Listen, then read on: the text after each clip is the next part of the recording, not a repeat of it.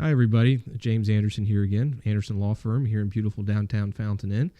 Let's see, today is April the 26th, 2018, I think.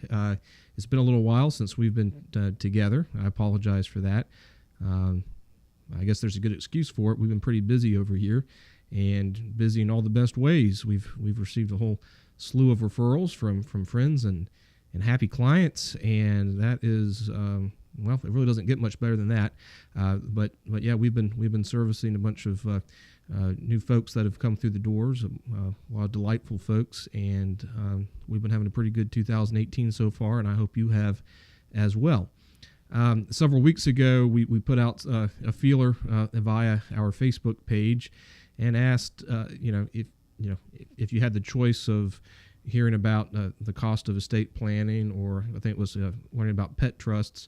I think the 5 or 6 of you who participated overwhelmingly said you wanted to hear about the cost of estate planning. So thank you for participating, and you asked for it, and we will try to deliver on that request. So the topic of today's brief discussion is what does estate planning cost? That's a real good question. Frankly, I don't envy you as a potential consumer of this type of service because it is hard to know what a good value proposition is. It's hard to know if you are, in fact, comparing apples to apples and oranges to oranges. Furthermore, externally, there are a lot of market forces at play or influencers out there in the marketplace that further muddy the water because there's the suggestion out there that a will is a will is a will, or a trust is a trust is a trust, or a power of attorney is a power of attorney is a power of attorney, and that what we're dealing with here is a commodity like gasoline or corn or something like that. It's just not the case, and hopefully you have seen some of our previous videos to where maybe you kind of have a sense of what I'm talking about there. If not, at least for now, for the purpose of our conversation, just take my word for it. A will is not a will is not a will, nor is a trust a trust a trust. You're going to see, quality of product, quality of service after the sale, so to speak. You're going to see a great, a continuum of variables and quality of experience and quality of deliverables there. So, which leads me to my first point that I want to try to communicate. If you are in the market for estate planning, a healthcare directive or a power of attorney, or hopefully not a will, hopefully a trust, whatever it might be, if you know you need to get stuff done and you're out there maybe calling around or putting out some feelers, I don't think I'd encourage you to seek out the lowest cost alternative. If you are dealing with someone who is saying, "Oh, yep, I'm going to do a will and a power of attorney for you for $500 all day long," or I charge $250 for a will and $150 for a power of attorney and $50 for a healthcare directive. All right, fine. You know what you're looking at fees wise, but if an attorney is going to trot out a menu of fixed prices ahead of time, that suggests that you're going to wind up with a cookie cutter one size fits all plan, and you are probably not going to receive any kind of customized, personalized attention, be it in the form of advice, be it in the form of the actual provisions of your documents. Okay, not a thing in the world. Not a thing in the world wrong with flat. I can't talk today. There's not a thing in the world wrong with flat fee pricing. As a matter of fact, that's what we do here. But I caution you against someone that's going to confidently give you a firm price without even talking to you, without learning about your family, without learning about your situation, without learning about your assets, and your objectives. You can't. So anyway, I think I've driven that point home well enough at this point. Now, uh, uh, the way we handle things here in our office is, somebody calls in and says, what's it going to cost to do a will? Uh, we tell people we're not in a position to tell you at this point. Say, we encourage you to come in, spend a couple hours with us. We won't charge for a consultation. You're not committed to anything, but we are going to take a fair amount of time and learn about you and your state and your situation, your objectives and your concerns, and we're going to offer you anything from useful free advice to things that might cost a few $100s to things that might cost a couple or $3,000 or $4,000 or $5,000. I mean, it really just depends on what you want to do and what you need and what's going to make you sleep well at night. And personally, for myself, I think that's the only responsible way I can have that conversation.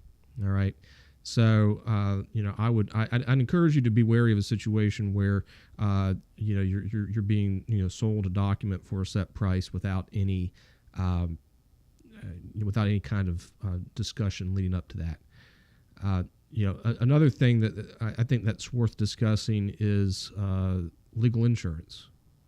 Many of the big employers in our area, BMW, Michelin,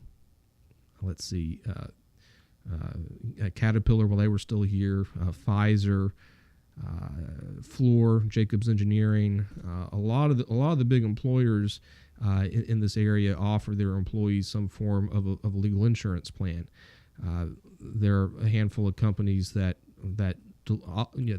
facilitate that service. There's Hyatt Legal Plans, which is owned by MetLife.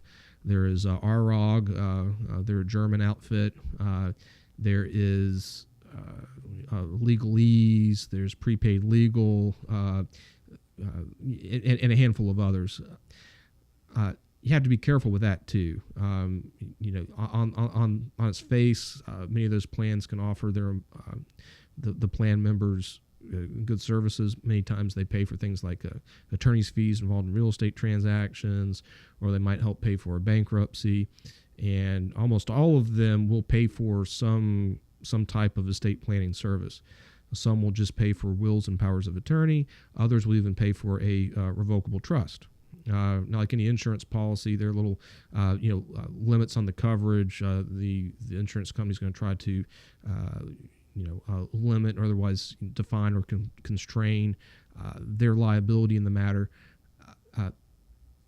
Just be careful.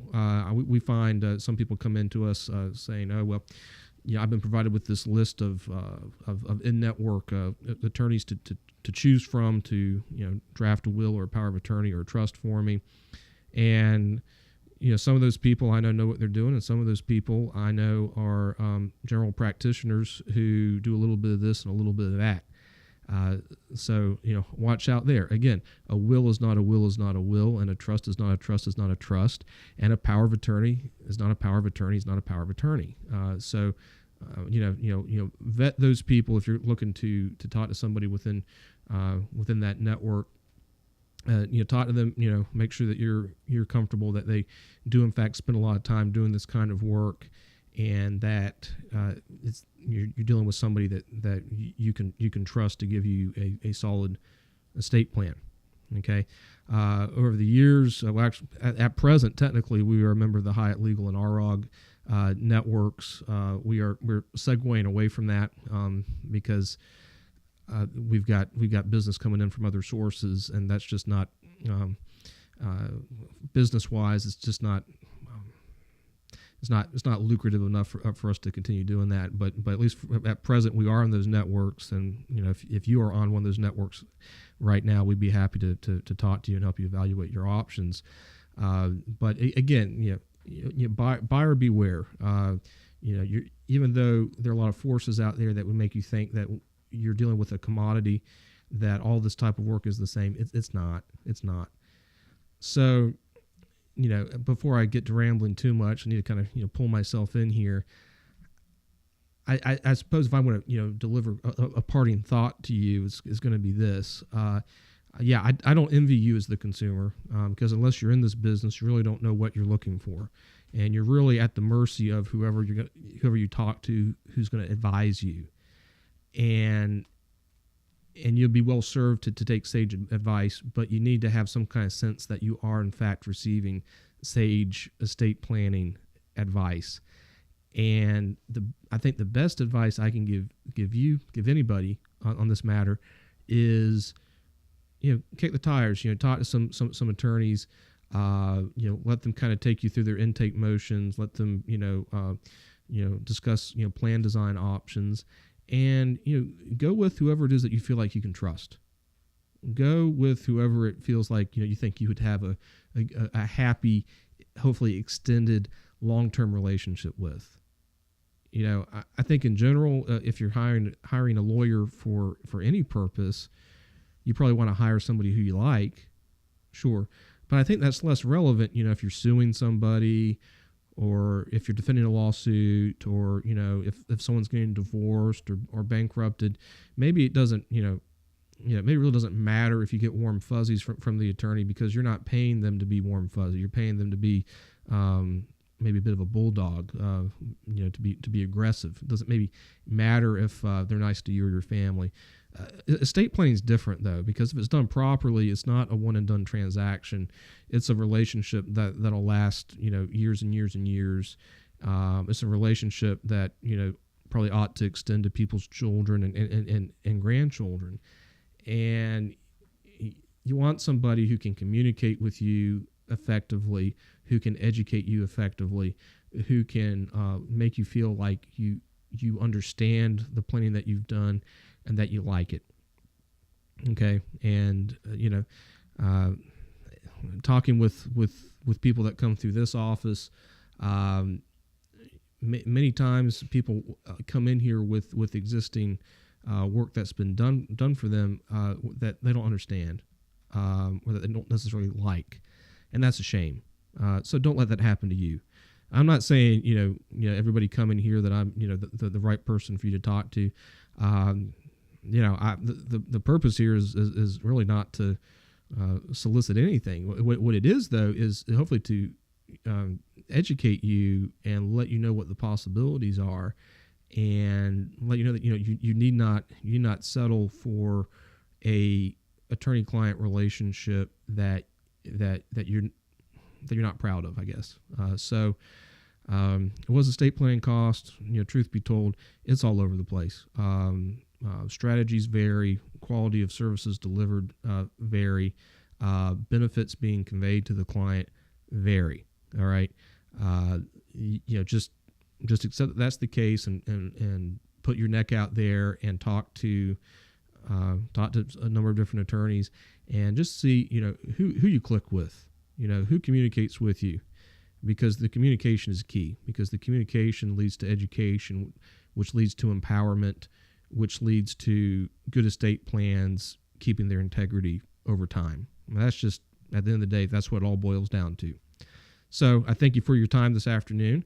I hope everyone out there is doing well, and I wish you a good balance of your week and a good weekend ahead. Take care.